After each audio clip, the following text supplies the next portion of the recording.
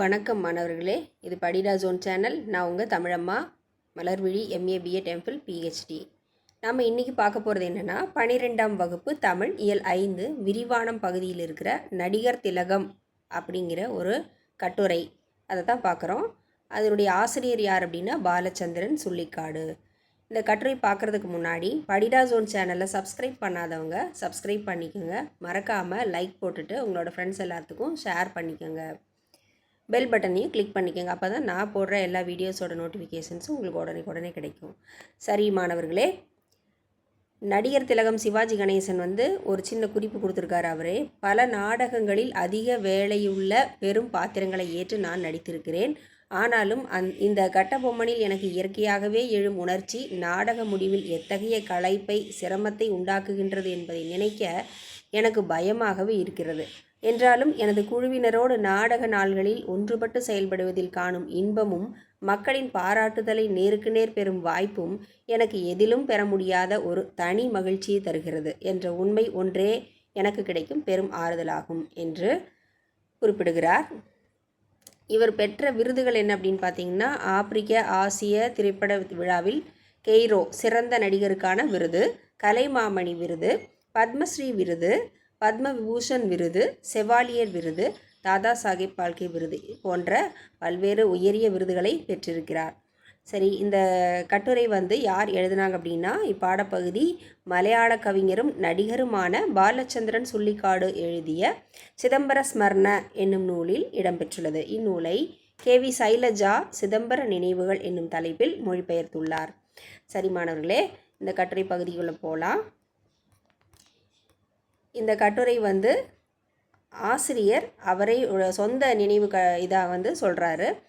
நடிப்புலகின் சக்கரவர்த்தி என எல்லாரும் வியக்கிற மகத்தான நடிகர் சிவாஜி கணேசன் நவரச உணர்வுகளை தன் முகக்குறிப்புகளாலும் உடல் மொழிகளாலும் சிறப்பாக வெளிப்படுத்தி நடித்த மகா நடிகன். இத்தகைய சிறப்புகளை பெற்று தமிழ் திரையுலகின் அடையாளமாக விளங்கும் செவாலியே சிவாஜி கணேசன் பற்றி அறிவது ஆளுமை ஒருவரை பற்றி அறிவதாகும் என்று நுழைமுன் பகுதி அமைந்திருக்கிறது. கட்டுரை பகுதி பார்க்கலாம். இன்று மதியம் மிகச்சரியாக 3 மணிக்கு ராதா பிக்சர்ஸ் பேலஸின் வெள்ளி திரையில் தென்னிந்திய திரைப்பட நடிப்பு சக்கரவர்த்தி, தமிழ்நாட்டின் நாட்டிய பெருமையின் புகழ்கொடி நடிகர் திலகம் சிவாஜி கணேசன் நடிக்கும் தங்கப்பதக்கம். நீங்கள் இப்போது கேட்ட விளம்பரம் 30 வருடங்களுக்கு முன்பு கேரளத்தின் மிக முக்கியமான நகரத்தின் தெருக்களில் ஆட்டோ ரிக்ஷாவின் மேல் தடித்த உச்சஸ்தாதியில் முழங்கிய ஓர் இளைஞனின் குரல். ஒரு நேர சாப்பாட்டுக்காகவும் 5 ரூபாய் கூலிக்காகவும் சினிமா விளம்பரம் செய்து உதய அஸ்தமனம் வரை ஊர் சுற்றி கொண்டிருந்த அந்த 18 வயது பையனின் பெயர் பாலச்சந்திரன் சுள்ளிக்காடு. 20 வருடங்களுக்கு பிறகு சென்னையில் அரண்மனை போன்ற சிவாஜி கணேசனின் வீட்டிற்குள் அவரோடு ஒன்றாக உணவு அருந்திய போது கேரள நகரின் வீதிகளில் குரல் விட்டு பிழைத்த அந்த பழைய பையன் என் நினைவலைகளில் மிதந்தான். 1986 நான் ருதுபேதம் என்ற திரைப்படத்தின் 50ஆம் நாள் விழாவில் தான் முதலில் அவரை சந்தித்தேன். சிவாஜி கணேசன் தலைமையேற்றிருந்த அந்நிகழ்ச்சியில் நானும் ஒரு பேச்சாளராக இருந்தேன். 1995 நண்பர் VPK மேனன் ஒரு படம் எடுக்க தீர்மானித்தார். அதில் முக்கியமான வேடமேற்று நடிக்க சிவாஜி கணேசனும் மோகன்லாலும் சம்மதித்திருந்தார்கள்.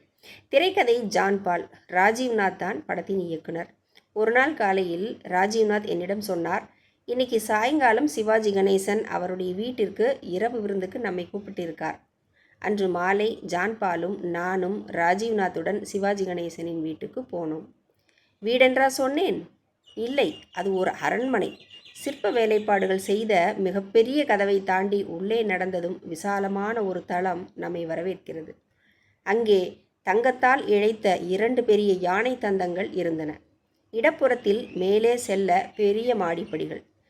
வேலைக்காரர் எங்களை மேலே வருமாறு பணித்தார். இயல்பாய் மாடி ஏறிய நான் ஒரு திருப்பத்தில் நடுங்கி போய் கையெடுத்து தலைகுனிந்து வணங்க முற்பட்டேன். அங்கே சுவரில் வீரபாண்டிய கட்டபொம்மனின் வேடத்தில் வீரத்தையும் கம்பீரத்தையும் கொட்டி முழங்கிய சிவாஜி கணேசனின் ஆயில் பெயிண்ட் செய்யப்பட்ட படம். அடுத்த திருப்பத்தில் உடைவாள் உருவினையில் சத்ரபதி சிவாஜி வலது பெருவிரலால் மீசை முறுக்கி மந்தகாச புன்னகையுடன் நிற்கும் ராஜராஜ சோழன் ஒருபுறம், ஒருபுறம் கண்ணாடி அறைக்குள் பிரெஞ்சு அரசு சிவாஜி கணேசனின் நடிப்பை பாராட்டி அளித்த செவாலியர் விருதுடன் கூடிய மிகப்பெரிய வெள்ளை குதிரை. எல்லாம் பார்த்து ரசித்தபடியே நாங்கள் சோஃபாக்களில் அமர்ந்தோம். மாம்பழச்சாறு வந்தது. அதை குடித்து முடித்தபோது மனைவியும் அவர் வேலையாட்களும் இருபுறமும் நடந்து வர சாட்சாத் சிவாஜி கணேசன் எங்களை பார்த்து வந்து கொண்டிருந்தார். ஒரே சீராய் அடியெடுத்து வைத்து ஒவ்வொரு பாத அடி வைக்கும் போதும் மறுதோல் முன்னோக்கி சாய, தலை நிமிர்ந்து நெஞ்சு விரித்து இசைக்கு அசைப்பது போல கைகள் வீசி, பார்வை இமையசையாது மெல்ல மெல்ல சிங்க நடை நடந்து வரும் அந்த மகா நடிகனை பார்த்த பொழுது ராஜராஜ சோழனின் வருகையை பார்த்த தமிழ்நாட்டு தெருப்பிள்ளைகளைப் போல நான் துள்ளி எழுந்தேன். அவர் ஒரு ராஜ நடை நடந்து வந்து சிம்மாசனத்தில் அமர்ந்தார். நானும் ராஜீவ்நாத்தும் அவரின் காலில் விழுந்து வணங்கினோம். வலது கையால் ஆசீர்வாதம் செய்த சிவாஜி கணேசன், உட்காருங்கோ என்றார். நாங்கள் உட்கார்ந்தோம். என்ன ராஜீவ், என்ன சமாச்சாரம், கதை ரெடியாயிடுச்சா என்றார். அவர்கள் கதையை பற்றியும் கதாபாத்திரத்தை பற்றியும் பேசிக்கொண்டிருக்க நான் சிவாஜி கணேசனின் புருவங்களையும் கண்களையும் முக அபிநயங்களையும் உதடுகளையும் கை விரல்களையும் தாள லய அபிநயங்களையும் சலனங்களையும் பார்த்து கொண்டு நிசப்தனாய் அமர்ந்திருந்தேன். ஊழி தாண்டவமாடும் ருத்ரன், கவசகுண்டலம் கொடுத்த கர்ணன், காளமேகத்தில் கவிதை ததும்பச் செய்த கவிகுல குரு காளிதாசன், அமிழ்த தமிழ் மொழியின் உன்னத கவியான பாரதி, தாய் தமிழ் மண்ணின் வீரதீர சந்ததியான வீரபாண்டிய கட்டபொம்மன், சோழ குலோத்துங்க சூரியனான ராஜராஜ சோழன் என சிவாஜி கணேசனின் கதாபாத்திரங்கள் என் மன அடுக்குகளில் மின்னி மறைந்தன. திரைக்கதை பற்றிய அவர்களின் உரையாடல் முடிந்ததும் ராஜீவ்நாத்திடம் கேட்டார், இந்த பையன் யாரு? நான் ஒரு மலையாள கவிஞன் என்று ராஜீவ்நாத் என்னை அறிமுகப்படுத்தினார். சட்டென என் முன்னால் இரு கைகளையும் கூப்பி அவர் மென்மையாய் சொன்னார், கவிஞரா, வணக்கம். எனக்கான மரியாதை அல்ல அது. காவிய கலையிடம் மூத்த திராவிடனுக்கு இருக்கும் ஆழ்ந்த ஆதரவையும் மரியாதையையும் தான் அவர் காண்பித்தது என்பதை புரிந்து கொள்ளும் தெளிவு எனக்கு இருந்தது. உள்ளே போகலாம். அவர் எழுந்தார். நாங்கள் பின்தொடர்ந்தோம். எகிப்தின் முன்னாள் அதிபரான நாசர், நடிகர்களான பால் மியூனி, ஓமர் ஷெரீப், ரிச்சர்ட் பர்டன், பிரதீப், ராஜ் கபூர் போன்ற உன்னதமான நண்பர்களுடன் எடுத்துக்கொண்ட புகைப்படங்களை சிவாஜி கணேசன் எங்களுக்கு ஒவ்வொன்றாய் காண்பித்தார். அவர் வாழ்விலில் நடந்த சில விஷயங்கள் குறித்து எங்களோடு பகிர்ந்து கொண்டார். கணேசன் பிறந்த ஊர் விழுப்புரம். சின்னையா கணேசன் என்பதுதான் அவர் பெயர். ஆங்கிலேயரால் சிறை சென்ற தனது தந்தையை 9வது வயதில்தான் கணேசன் முதலில் பார்த்தார். அவர் 5 வயதாகும் போதே குடும்பத்தை காப்பாற்றுவதற்காக நாடக கம்பெனியில் சேர்ந்தார். இளம் பருவத்திலேயே தமிழ்நாட்டின் மிகச்சிறந்த நாடக நடிகன் என்று பெயர் எடுத்தார். அண்ணாதுரையின் நாடகத்தில் சத்ரபதி சிவாஜியாக வேடமேற்று நடித்தார்.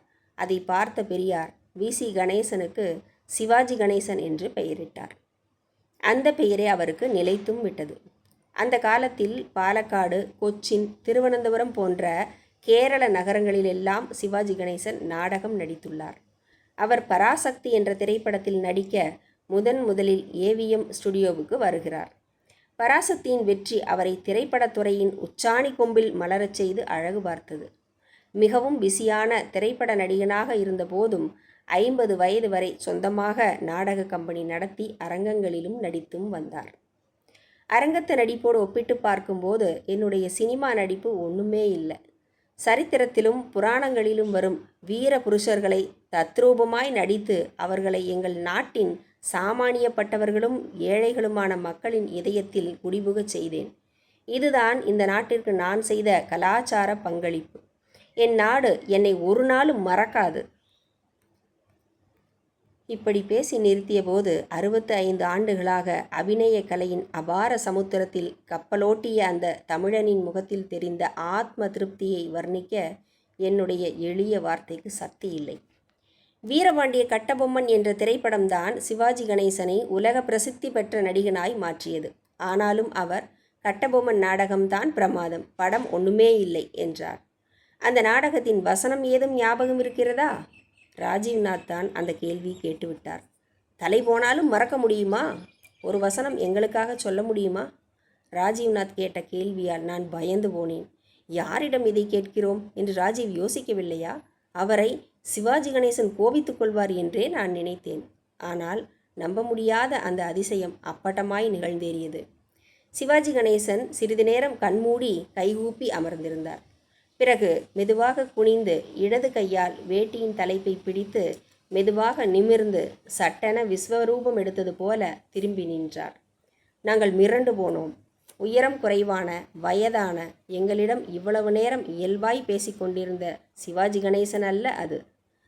மனித ஆத்மாவை நடுநடுங்க வைத்த வீரபாண்டிய கட்டபொம்மன் தான் அது.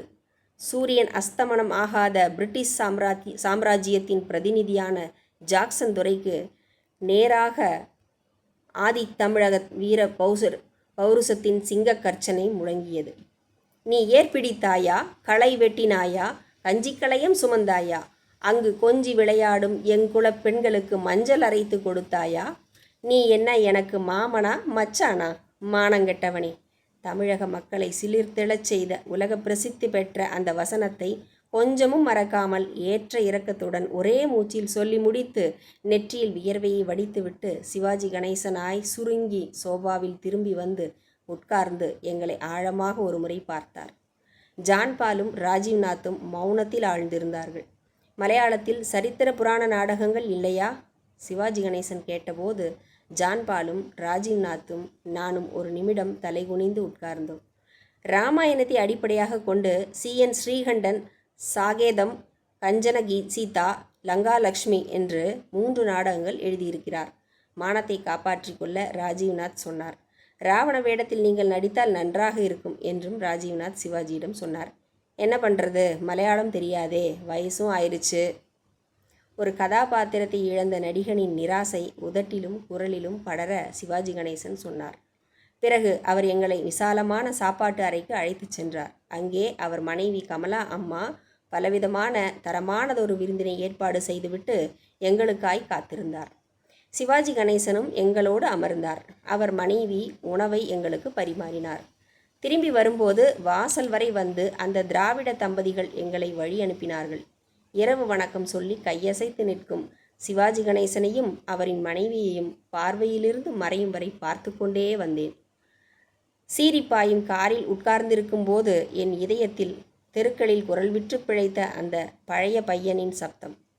தென்னிந்திய நடிப்பு சக்கரவர்த்தி, தமிழ்நாட்டின் நாட்டிய பெருமையின் புகழ்கொடி, நடிகர் திலகம் சிவாஜி கணேசன் நடிக்கும் என்று இந்த கட்டுரை முடிகின்றது. மாணவர்களே, இந்த கட்டுரை வாசிப்பு உங்களுக்கு பிடித்திருந்தால் என்னோடய சேனலை சப்ஸ்கிரைப் பண்ணுங்கள், லைக் பண்ணுங்கள், மறக்காமல் ஷேர் பண்ணுங்கள், பெல் பட்டனையும் கிளிக் பண்ணுங்கள். தேங்க்ஸ் ஃபார் வாட்சிங். மீண்டும் அடுத்த வீடியோவில் சந்திக்கலாம். அடுத்த வீடியோ இந்த பதிவுடைய விளக்கப்பதிவாக அமைகின்றது. நன்றி.